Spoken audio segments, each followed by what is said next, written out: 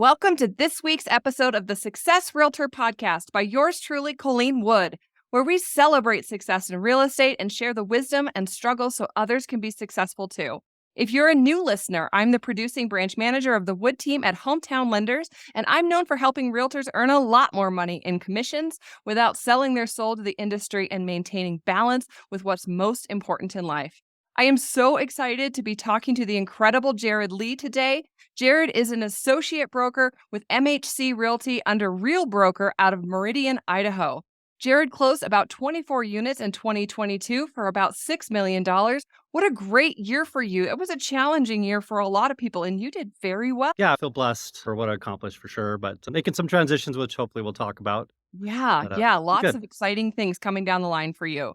So, Jerod, according to a graphic that I've seen recently and I shared on my Instagram, it was very popular, very interesting. Idaho gained 29,000 new residents in 2022, larger than almost any other state. How's your market looking now, and what do you think about all those folks moving in? Yeah, with most things, you get good and the bad, so you have Hmm. to, kind of take it from that perspective. I actually love the idea of people moving to the area because it says a lot about what a great place it is. And I Yes. love sharing about Idaho. I'm super passionate about it. I raised my children here and I've been here since 94. So when I get to share that with other people, that really excites me. Hmm. But there is, definitely the pluses and minuses that come along with it. But so far, so good. Absolutely. Absolutely. So many of our Midwestern states have seen such an influx of folks coming from the seaboards. And, Mhm. how could you blame them? It's been the last couple of years has been really tough on a family. So I understand why they're moving, but, there's some rules when you come to our states. There's some reasons when you move in that we make sure that you leave whatever was behind you that you were looking to escape and assimilate to the lifestyle that you're finding in the Midwest. Yep. Yep. Totally agree. Yeah. Yeah. Affectionately call them political refugees. Yeah. Hopefully that title description is okay. I think that is what it is, and, something that we've talked about quite a bit is space, the new luxury, and it really, really is resonating in the last couple of years where people just they need freedom of space to move about, and they need to be able to access the things that they love and that they need for their family, so it's been hard on a family the Yeah. last few years, so I understand why they're here, and if we have a couple rough winters, we might be sending them back, so we'll see how that Yeah. goes. I think it's interesting how much they really appreciate visiting the area. Yes. It's very refreshing that, "Oh, yeah, I remember those days. I remember when you could Mhm. walk down the street and people look at you and smile and wave and Yeah. help," and, just the things that you would think would be a normal day-to-day activity in other areas they're moving from. It's not so normal, which Yeah. kinda heartbreaking, but, they get really excited to see, kinda that lifestyle, that more personal behavior. Yeah. Yeah, I think they'll I suffer was with a little bit of cold for that. yeah. I mean, I was just in Florida, which, Florida is kind of a melting pot of a lot of different things. I was just in Florida last weekend, and I was going for a walk, and it was kind of a rural dirt road, and so every time somebody would pass, I was raised that you wave at somebody, you wave at everybody that you pass and you smile at them, and so Yeah. I just thought I would just test it, just to see, and I waved at all these people, and Jared, nobody waved back at me. Nobody. So They think we've you're gotta crazy. train these new people. Yep. Yep. Yeah. They think you're crazy or you want something, Yeah, which well, is sad. not a lot of people wave in Bozeman yet, so it's just, like, that's part of our culture about who we are is that we wave at people and we acknowledge them, and so I hope that we see a little bit more of that. Okay, my friend, Absolutely. how did you get started in real estate? I had a sales and consulting company that I was just traveling way too much with. Mm, And my kids were, at an age where I was just missing very significant pieces of their lives. And I was in the process of buying a house, and the topic came up about, wouldn't you be in real estate? This was I got licensed in '05. So yeah, '04, I purchased it. And the agents that were helping were like, have you thought about doing this? Up to yeah, that point, I hadn't, but it was easy to entertain because I had an architectural design degree, sure. and it seemed to kind of be a fit, could keep me home and, help people on the real estate side. And I had, recent empathy for the process and kind of what everybody went through. So I made the transition. And you made it through '08, '09, and '10. So It was after rough. making it through that, you can do anything. Yeah, well, I made it a while past that. I tried to transition to the distressed properties and kind of that whole Mm. process, and that was just brutal. Yes. I did bow out, go back to corporate America for a little bit to lick my wounds and, you know, kind of try to figure things out a little bit. I actually got an opportunity to buy a local cell phone store. So not corporate necessarily, but retail. Did Mhm. that for a bit, but always, wanted to get back into real estate. That's really where my heart was. And I was waiting for it to kind of normalize a little bit, but was Mhm. fortunate enough to be able to get back into it That's after that. amazing. That's amazing. Well, we're sure glad to have you back. How do you distinguish yourself from your competitors? What's unique about you and how you do business?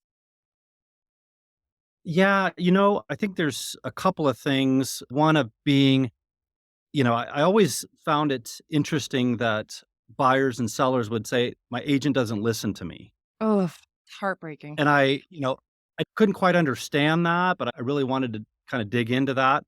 And I kind of get it now why agents have a tendency for that. Yes. I won't go into all those details, but I like to stay as empathetic, have that servant's heart and be as empathetic as I can for them to really understand why they're asking things, what their intentions are, really dig deep into that because it's quite often much deeper than I hate to say kind of the superficial reasons that we initially get because, it's hard to be transparent into the deep rooted things that are causing, changes. Some of it sounds trivial, like, hey, I'm upsizing, my family's outgrowing it. Right. But I find that there's quite often much more reasoning behind just that. Oh. So to understand where they're coming from and then being a very good problem solver Mhm. and trying to solve it as best I can, not just, got you a house, but I got you a house and a lot of, if not all of the different criteria that you specified. So understanding where they're coming from and providing the best outcome, I guess Yes. where I feel I differentiate. Then I'm not a numbers guy. Like I don't track my success based upon the number of transactions I do. It's Right. repeat and referral business. It satisfies clients.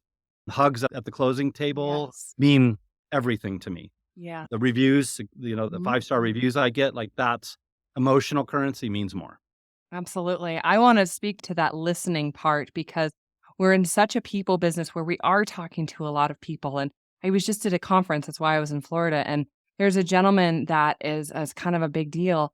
And every single time that I talk to him, I can see, I can feel that he's not listening to me. He's looking right through me. And people can really pick that up. I saw a realtor in a coffee shop visiting with a prospective client, and the client had just gotten done saying that they took their kids to this amusement park and how much fun it was, and literally 2 questions later was, "Do you have any kids?" And Oh, it's so hard because, we do talk to a lot of people, but you do need to slow down and really hear because I don't that that emotional currency that you're talking about, man, he just went in debt on that one. yeah. And that's just like stab right to the heart. You gotta slow down, even if you need to when you're talking to somebody, take notes on them because as we get older, I always say as a mom, but I'm sure as a dad too, every time we put something in our brain, like 3 things falls out the back. So we got to Yeah. do whatever it is we need to do to really listen to people and be genuinely present when they're talking. So that sounds like something that's really important to you and how you do your business for sure. Yeah, I think the culture has transitioned a lot to more of a transactional type of approach. Mm, Again, how many transactions do I have? Let's get them, yes. turning, get them in the pipeline, and I am much more a relational person, and I get very frustrated at the people that focus heavily on transactions because the more you focus on that, the less you're focused on building those relationships, was ultimately, better for you and your soul and your clients. Yes. Now, anyway, yeah, I could talk about that all day, but All day. Yeah, all yeah, day. No, I you know, agree 100%.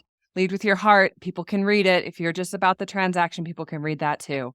So, talk to yeah. me, Jared. What does the next 90 days look like for you? What are you trying to accomplish in this first quarter? Yeah, so I alluded to, I've made a transition to a team in the last couple of months, not by necessarily any particular intentional design, but just kind of how things came together. It was just a group of agents that, as I'm in this business, feeling a need to kind of serve other agents and helping them, Yeah. grow and mature. And all of a sudden, they just kind of like, hey, why don't we just come together, Yes. as a team? So it was a very much an organic thing, and it's now materializing. It's official. We got our business cards, they're up on the website and things like that. So the next 90 days is making that transition from an individual agent and kind of formalizing helping agents, which I kind of look at as a natural evolution of my real estate career. Helping others raise the bar on real estate is kind of, how I look at it. And then the other things that have suffered that should have been focused on over the last few years just because of all the production is the things that we need to be doing in the way of YouTube and podcasting and things like that so that people can see you and what you're about, understand that, get value, and then, reach out to you. Those are the kind of the main things in the next quarter that I'm looking to accomplish. Well, look at this killer podcasting room you have. I'm so jealous. That's amazing. Yeah, we got lucky in this building that we're in. They've got a few really unique things like this podcast room, and they've got a meditation room. You can Oh my go in there, and they've got a gosh. massage chair, and they've got some exercise rooms. And anyway, it's amazing. That's an amazing place to work. Brokers out Yeah, there, they hear Jared loud and clear. Then those are some things, some perks that your agents might appreciate for retention. absolutely. So I'm excited that you're doing that. That's really exciting. And we're going to talk more about that team here in just a second. So, talk to me about the important rules that you've learned about business that's made you even more successful. Do you have any like tried and true rules, like this is the way I do business? Yeah, the current lessons I'm learning more about are probably focus and consistency. Mm, It's interesting because almost every agent gets into this business, one, income potential, but for me, it's a lot of quality of life and, flexible time and things like that. But that can distract you from being focused or being consistent, of which, as a business owner, which we are at the end of the day. So, those are things that I'm acquiring a great appreciation for that is significantly underutilized or underfocused on. yeah, yeah, consistency and focus and doing the right activities. Absolutely, absolutely. Yeah, Do find a you path, define a path and Yeah, follow the path and do the things that contribute to that and not get overly distracted, which things like podcasting and YouTube kind of sound like that. So you have to figure out a way to be fairly efficient at that, but then get back yes. on track. But everything should converge, on getting the customer base an understanding of who you are, what you're about, and how you can help them. Well, you just alluded right to my next question is, you mentioned that the majority of your clients are referral based, that they're repeat clients or people that are being referred by previous clients for you. How do you build that out and how do you maintain that customer base? Yeah. I think that hug, if you want to use that as kind of a metaphor, becoming very close friends, maybe even part of the family, Mhm. things like that. My objective would be I would love nothing better or not too many things better than a client immediately thinking of you when their friends say, "Hey, I got to sell my house or I got to buy a house." Like without a doubt, just instantly, contact Jared. He'll take really good care of you. That again, I could spend all day on that topic, but really when that prospective client calls you, I honor that. That means the Yes. world to me for a number of different reasons because I don't have to try to share why I am the best person to help them or, I hate to say kind of convincing, but if you don't know somebody, ultimately they're going to determine if you're good for them or not. When Mhm. somebody speaks that for you, that's just the best place that you would wanna be. So I think building those relationships, fostering those relationships, whatever that looks like, customer appreciation, touch points, things like Mhm. that. And of course, social media is now this new way to continue to stay in front of people and for them to learn more about you, in some cases, even before they meet you. Absolutely. Absolutely. Do you do any lead buying at all? I personally haven't. I've benefited from other brokers doing that and helping keep that process running. Mhm. It's certainly a large trend, if not the biggest trend that I've seen in real estate since '05, because lead gen really wasn't kind of a thing per se, Mhm. then, but I think it's one of the most potentially devastating things an agent, can get hooked into, and I have personally got hooked into that because it's Yeah. not healthy. It'll change all the time, and the costs and who does it, and you really need to get back to that repeat referral business. That's much, much healthier for you. Well, and when you get a referral from someone who has already done business with you, it's a warm handoff. There's Mhm. already some built trust because whoever referred them to you is somebody who's important in their life. So they trust that person. But, a lead like that, an internet lead, there's no trust. And they're looking for the next guy that'll just do it for the cheapest or, that has the fanciest whatever. It's not the same quality. And I also think when we're really trying to stay ahead of this automation when it comes to real estate, so many positions in the market are being attacked by automation. Mm. And those entities, some of which are selling us leads and we're funding that, are trying to remove the realtor and remove the lender. And so, really leaning into that quality of relationship that you're speaking of, that relationship that cannot be duplicated by a computer, is Right. so important for our industry that realtors are taking the time to really step that up. So sounds like that's how you're leading and how you're leading your team. And so there's going to be copy and paste versions of you out there doing that same kind of business. Yeah, there's definitely the trend of, maybe I'm making up a word here, but kind of transactionalizing the industry. And you Yeah. see that happening at a massive scale, and it's easy to kind of literally and figuratively buy into that. I think they're kind of shooting themselves in the foot as time Mhm. goes by. People are seeing that if I reach out, to this source, then I get bombarded by all of these, people that treat me as a transaction, and, Yes. things are all kind of automated, and it's very frustrating. And at the end of the day, this is a relational business, and the best suited for you to help you is somebody that cares about what you're doing and has the experience and the commitment to helping you accomplish your best goal, not just turning yet one more number. So I Mhm. think it's going to change, especially now that the market's correcting, all the money that Yes. was being made by the lead gen companies and the frustrations they're building in the consumer base. I think it's going to come up to bite them. And Yes. the regular public is going to say, I want it different. And the Mhm. beauty of social media is allowing them to find those different people, the ones that they know are in it for that relationship for the long haul. I think it's also important too, if you're seeing the automation, not just in real estate, in other areas, every time they replace something with a robot, they're replacing a human in a job. And because our Mhm, industry is being attacked, I think it's important to recognize other industries also being attacked and choose to work with the mhm, human. Choose to go human direction and to choose with your dollars to not go mhm. the automated route. And if we do that in turn, the effect should be that other people do the same thing for us. So I think that Yeah, that's just a market thing where people can choose with their dollars and we can decide that we would rather want to work with a human. So yeah, I love yeah. that. I love that. I'm glad Robots that don't you make care, that right? work. Robots don't care. They can't do what it is that we do at the level that we do. We really truly care about every person that or we should. Most people, I think the upper 5% that are doing the majority of the work, that's the number one thing that's resonating across the board is that they truly, truly care about their clients and they're leading with their hearts and not their dollars. Yeah, and I think it's a generational thing, when we talk about people don't care how much you know until they know how much you care, Mm, that's something that's tossed around a lot, but I think in a world of convenience, that gets kinda lost. If I click this button and I get somebody to open the door to a house I wanna see, like, that's convenience, mhm, but at the expense of a relationship.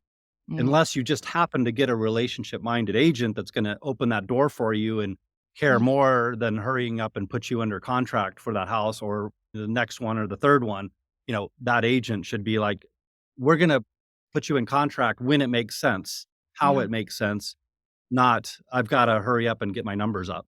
Yeah, I'll be there to open the door for you. I love that. I love that so much. When I've sold real estate of mine, I ended up working with agents that would be there to show my property. And a lot of realtors were like, but we have lock boxes. Yes, but I have dogs and cats and horses. And if you leave my gate open, it's going to be a problem. So I need somebody to be a steward of my property and show it well and Yeah. explain, what we've done to it. And man, that is not normal. But as a consumer, that's really what I wanted. So I'm sure I'm not the only one who feels that way. Um, when we were preparing, I remember in early 2000s, we were preparing for the millennial generation to come in as home buyers. And it's the biggest generation. And that millennial generation is now of the ideal home buying age, which is 33. The millennials are in their 30s right now. And so they're buying homes at a level that we've never seen before. And so we were Mhm. preparing on your side and on my side for almost a strictly kind of automated experience because we expected that the millennial buyer was going to want that. And Yep. so all the apps and all the things that we created, instead of having those folks come into our office and do all these things, well, what I've learned is that the millennials are wanting more contact. I have millennials that want to come in my office and they bring their dogs and their kids and their water bottles and their mom and everybody that's coming in and they want to get to know me. And Yeah. we were not prepared for that at all. So Right. I think that Right. that's really think about that. Listeners out there, think about that and go a different direction, create a different experience like Jerod is, that he's really leading with what's the right thing for his clients in a relationship and a hug.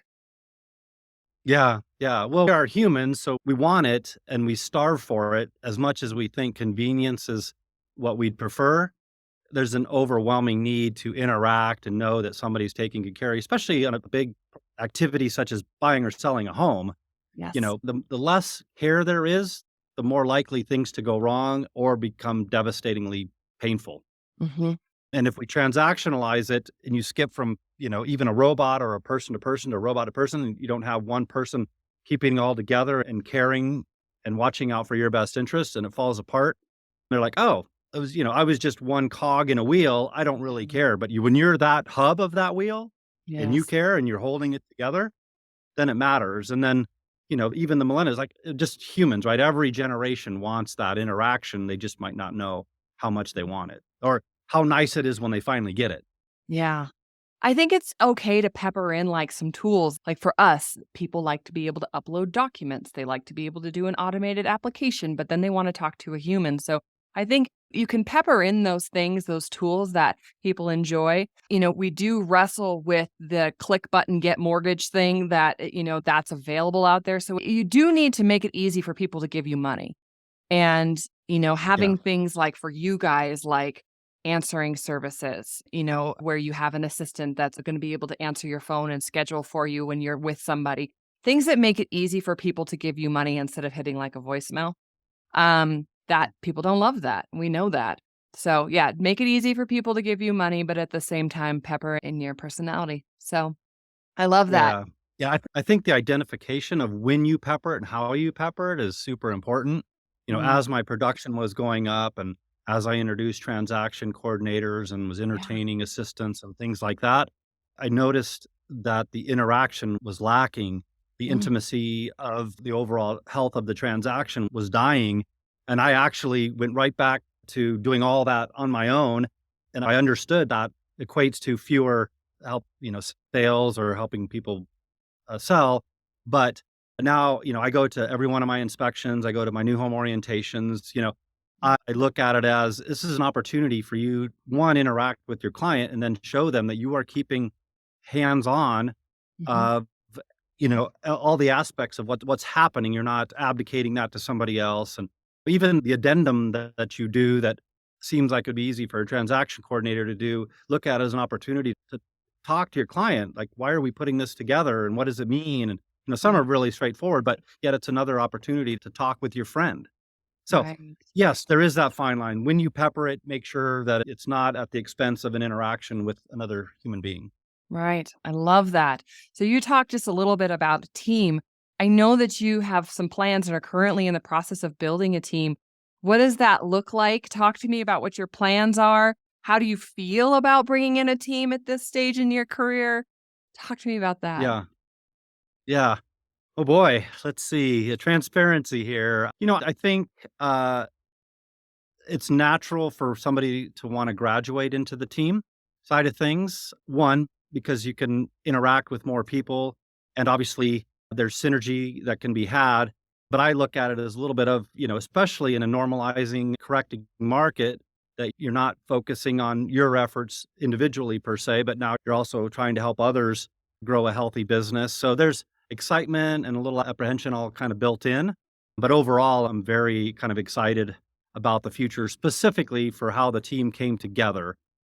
I feel blessed that it's not seemingly coming together as something that in a year or two from now isn't going to be total nightmare situation with different conflicting personalities or Mhm. all the things that you hear of why sometimes teams or brokerages fall apart. Mhm. I'm hoping for one of those testimonies in a success story.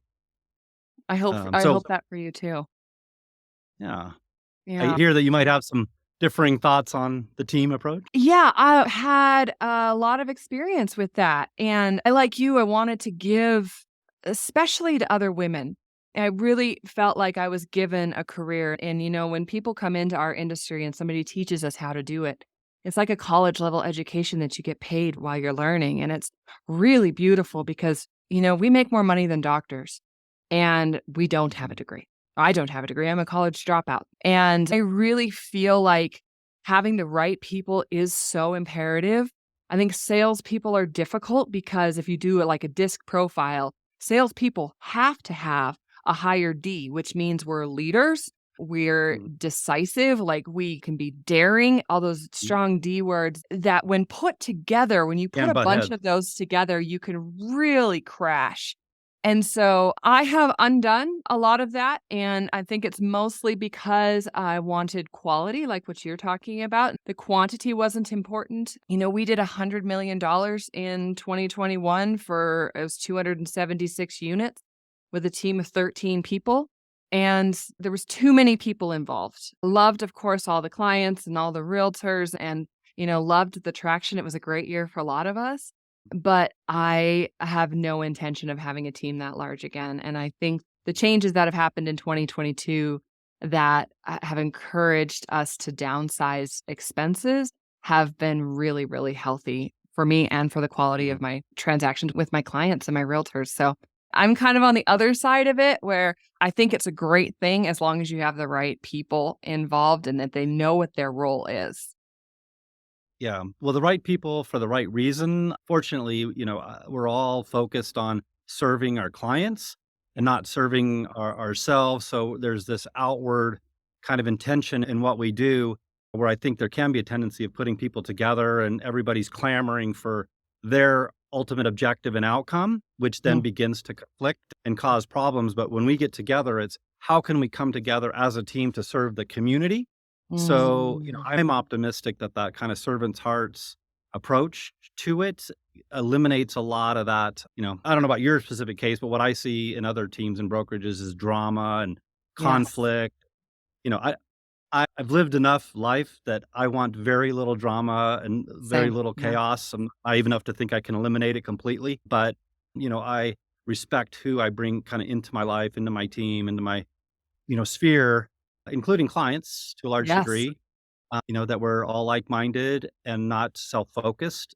And Mm, I'm hopeful there has to be other attributes as well, but if I could hone in on probably the most important one that I can tell, that's the foundation that we've laid for this team. So I'd yes. love to have a conversation with you in a year from now and see Yes. how it is that, that evolved. I'd be curious Yeah, I'm myself. curious too. And I think it's something that is, like you say, it's the natural evolution and it really comes from a place of wanting to help others. And so I think, Mhm. with leading with that heart and coming with that intention, like for you, we were talking kind of off air here that, it's not about profit, it's about, helping other people to do what it is that you're doing. And I understand that. I understand that completely. And I think that coming from that place, you will never be harmed by that. I think it's gonna be good for you. There's gonna be attrition. There's gonna be people that don't find what it is that you have to provide with your meditation room and your podcast as being enough. Some people, they're just not gonna be your people, and there has to be separation that's healthy, Mhm. but at the same time, it hurts so bad. It hurts so bad when they leave. So, Yeah. yeah, I'll be Yeah. excited to talk to you in a year, but it'll be good for you. It'll be good for you, and you'll learn a ton, and good, bad, and ugly, it'll all be worth it. Right. Right. Mhm, Yeah, mhm. exactly. So All right, my friend, tell me, how do you define success, and what would your life look like if all of your dreams were to come true? yeah, I think I said it earlier, that hug, if somebody's inclined and I'm not soliciting the hug, but if they're leaning in to give you the hug, That's kind of my success because, that's kind of an intimate behavior It is. that would take a lot for repeat and referral business, in my mind. And I think there's a lot of books that speak to it, but you don't get that without far exceeding somebody's expectations. Mm. You know, Hmm. you don't remember a name for somebody that did a mediocre, certainly not a bad job, but even a mediocre job. You're Right. like, I don't remember that person. It was just something that I went through. And, I think, I don't know what the statistics are, but most clients don't remember their agent's name months, Wow. 2, 3, 6, 12 months later. And that's kind of sad to me. So that would be how I would define success. The question of what would my dream, like if I was to fulfill my dreams, what would that look like? Yeah. What do your dreams look like? What would your life look like if everything were to come true? Yeah, if every day I woke up doing what I love to do with people that I love or I'm growing to love, what else could I want? You know, Absolutely. that would be what my world would look like. I wake up, I'm excited and passionate about going and doing what I'm doing, not wanting to go back to bed because I'm looking forward to a miserable 8-hour day with people that I don't like to be around. I mean, that seems like a nightmare to me. So the dream would be kind of the antithesis of that. Everybody that I speak with and engage with, and I'm just, obviously not everybody's perfect, but for the most part, you just go about your day and love everything you do and who you're doing it with. Wow. Well, I don't think we can end on anything better than that. I think that that's the dream for all of us. So thank you so much, Jerod. That was My pleasure. incredible. Thank you so much for your time. I'm so excited to have got to hear your story. So thank you so much. My pleasure. Anytime. Thanks for having me. Thanks again for listening to this week's episode of the Success Realtor podcast. Just as a reminder, I'm the producing branch manager of the Wood team at Hometown Lenders. We are known for three things. Number one, we close on time. Number two, we keep our realtors in the sales seat at all times by keeping them updated on their current transactions. And number three, when you entrust us with a lead, we follow up on that lead until they buy, fly, or die. Leads are never lost to our lack of follow up. Our number one priority is for you to earn more money in commissions so that you can improve the lives of your family, community, and in turn, our country. So, can I count on you for your next buyer lead? I would love to work with you too. Also, if you're interested in being a guest on the podcast, please just reach out to my office. All right, we'll talk to you when you call in, and we'll see you on the next episode of the Success Realtor podcast. Bye bye.